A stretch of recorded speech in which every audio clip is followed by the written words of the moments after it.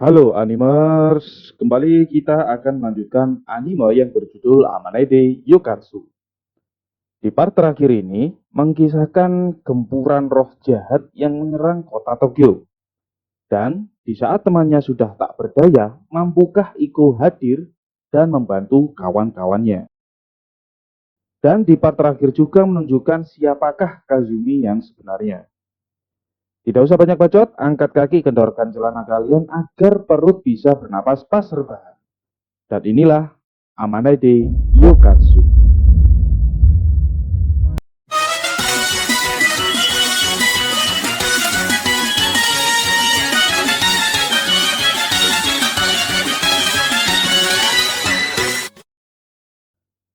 Suatu hari di kuil Sayenji ditemukan seorang bayi yang ditinggalkan oleh orang tuanya. Dia diletakkan di depan gerbang kuil begitu saja.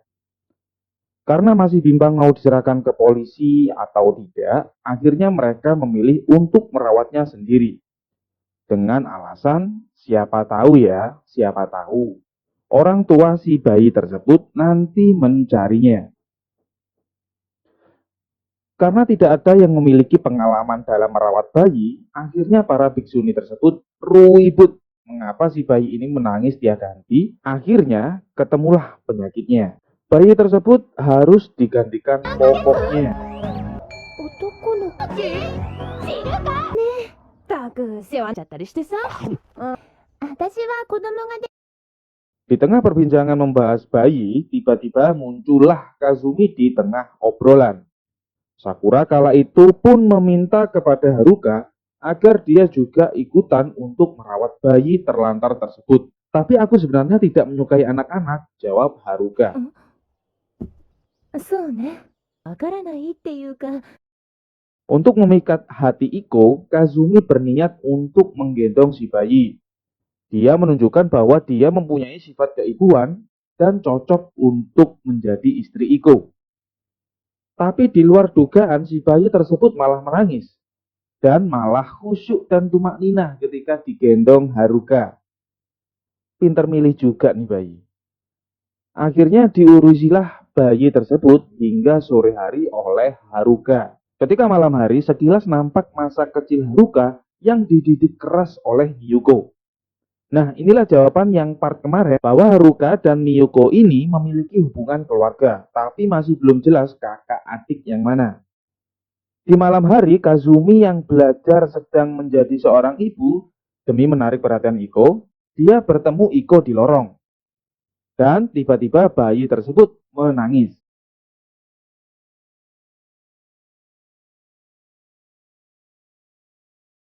Dengan segala cara, para pemuda kuil untuk menghentikan tangisan bayi tersebut, tetapi tetap saja sia-sia. Hingga pada pagi hari, Haruka menemukan sebuah cara untuk membuat bayi tersebut berhenti menangis.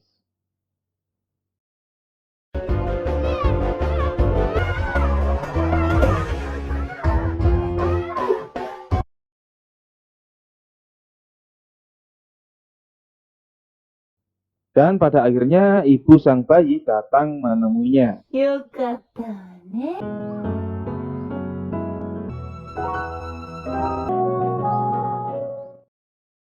Kemudian scene beralih ke Kazumi. Kazumi kali ini mengalami agak frustasi ya, karena terlalu sering mengadakan rencana dan selalu gagal. Ya, rencana untuk mendekati Iko. Akhirnya suatu rapat dia mempertemukan kedua anak buahnya. Dan di scene ini kalian baru tahu bahwa Kazumi ini adalah ketua sebuah komplotan. Rencana pertama mereka adalah membuat restoran untuk menjebak Iko. Namun belum ada 5 menit, polisi datang untuk meminta iuran pajak, fotokopi BPJS, dan menangkap Iko. お飲み物はこうがあるとの通報があってね。あれ君高校生でもう二度と来るんじゃないぞ。だから誤解だ。 Sedangkan rencana kedua, si Kazumi pura-pura hilang ingatan dan mengingat si Iko ini sebagai kakaknya yang dulu pernah dicintainya.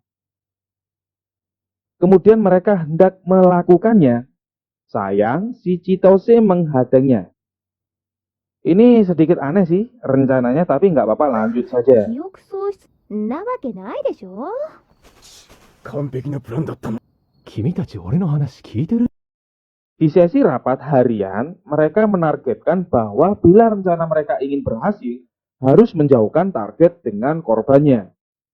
Karena memang Chitose ini selalu mengganggu acara Iko dengan Kazumi. 1万人目の人、記念に豪華無料エステ券をプロ、記念に無料エジプト発、おめでとう。 Setelah berhasil memasukkan Chitose ke dalam sebuah gedung, Kazumi pun membuat rencana. Dia mengarang alias meminta tolong kepada Iko bahwa ada sebuah roh jahat yang perlu dimurnikan di sebuah hotel. Sudah bisa ditebak, akhirnya rencana Kazumi pun dimulai. Tapi di luar dugaan muncullah roh jahat yang beneran nih di kamar tersebut. Padahal itu tidak dalam rencana Kazumi. Dan muncul juga Chitose dengan teman-temannya. Karena ulah Kazumi, Iko sudah mulai hilang kendali dan ingin segera bangkit, namun untung saja Chitose tepat membalikan keadaan dan menuntun Iko bangkit muncul dalam kondisi di sisi baiknya. Dengan sedikit sentuhan tentu saja roh jahat tersebut berhasil dimurnikan oleh kekuatan titisan Sang Buddha. お客様に包まれている。一件落着だぜ。 Di akhir episode, Kazumi yang marah kepada Chitose mengatakan bahwa Chitose hanyalah pengganggu dan selalu menggagalkan semua rencana Kazumi. 私は別に邪魔なんかあるの。だからなんだって言うんですか。だから私は彼の Suatu malam muncullah sebuah kapal hantu yang mengangkut banyak sekali hantu. Pemimpinnya adalah sebuah roh jahat yang mengendalikan ratusan hantu tengkorak. Dia mengklaim bahwa mereka adalah anggota Seven Ghost Army. Kemudian muncullah para biksuni untuk menyelamatkan kota dari serangan makhluk jahat. Tapi kekuatan Seven Ghost Army ini ternyata sangat kuat hingga mereka pun kewalahan. Di saat genting dan kehadiran Iko sangat dibutuhkan, dia malah menerima hukuman. Hukuman yang dia terima dari Jotokojo atau neneknya sendiri karena dia mendapatkan raport yang buruk sekali. Akhirnya, si Iko ini tidak bisa membantu para rekan-rekannya. Singkat cerita, Iko berhasil bangkit dari kekuatannya yang bernama Arayashiki. Dia kemudian menggunakan kekuatan tersebut untuk mengusir para roh jahat. Tapi kali ini yang dia lakukan adalah hal yang benar. Maksud saya, dia bangkit tanpa ada jembatan hasrat sebagai pemicunya. Di akhir sesi pertempuran tersebut, ternyata semua ini adalah ulah Kazumi.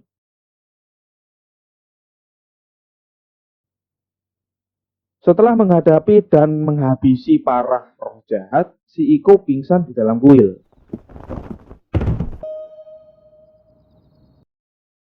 Panasnya tinggi dan tidak sadarkan diri, akhirnya para teman-temannya bergantian menjaga Iko selama dia tidur. Setengah malam muncullah Jotokujo untuk menggantikan tugas jaga Chitose. Dan setelah bangun tidur, Chitose melihat bahwa Iko sudah melakukan kegiatan seperti biasa.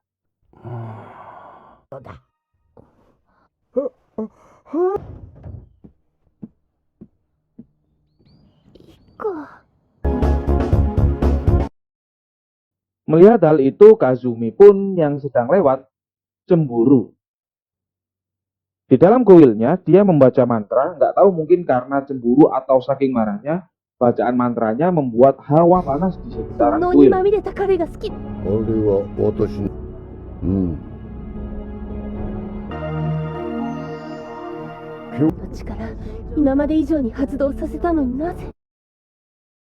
Esok paginya, Iko yang pulang bersama rekannya sedang diawasi oleh Kazumi. Nggak ada angin, nggak ada hujan, Kazumi pergi meninggalkan mereka. Tumben aja gitu. Biasanya ketemu Iko langsung meluk. Chitose memerintahkan Iko untuk mengejar Kazumi. Setelah menemani Kazumi untuk beberapa saat, kesempatan itu tentu tidak disia-siakan oleh Kazumi untuk segera memeluk Iko.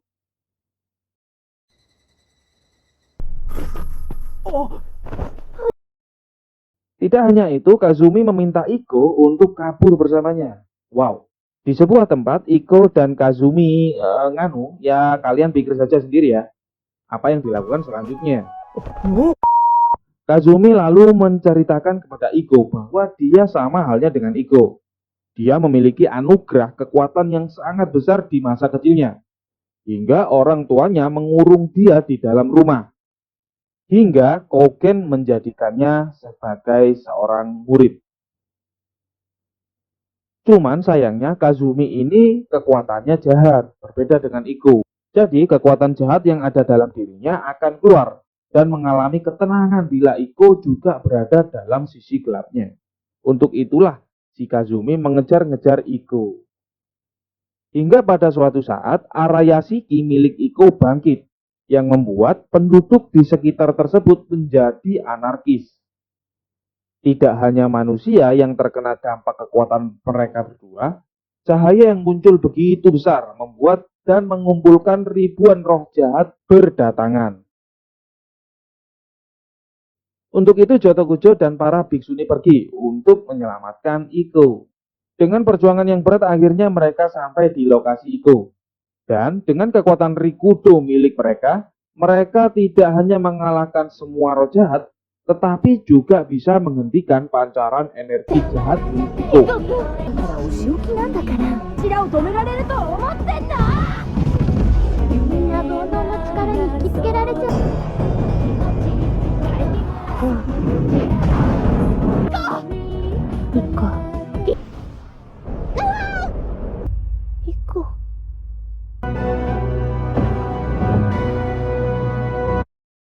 Tapi Iko masih lepas kendali. Semua orang yang ada di dekatnya dihabisi olehnya. Kemudian Chitose berusaha menyadarkan Iko dan tentu saja berhasil. Arayashiki jahat milik Iko kini berubah menjadi Arayashiki yang baik dan membuat seluruh penduduk Jepang mengalami kebahagiaan. Kazumi yang saat itu sadar akan kesalahannya meminta maaf kepada Chitose dan di akhir pertemuannya dia pamit dan memberikan kenang-kenangan kepada Iko.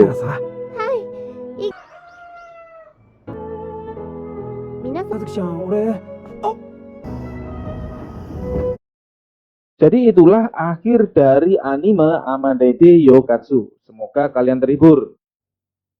Tinggalkan like dan komen bila kalian menyukai konten ini dan tentu saja subscribe ya.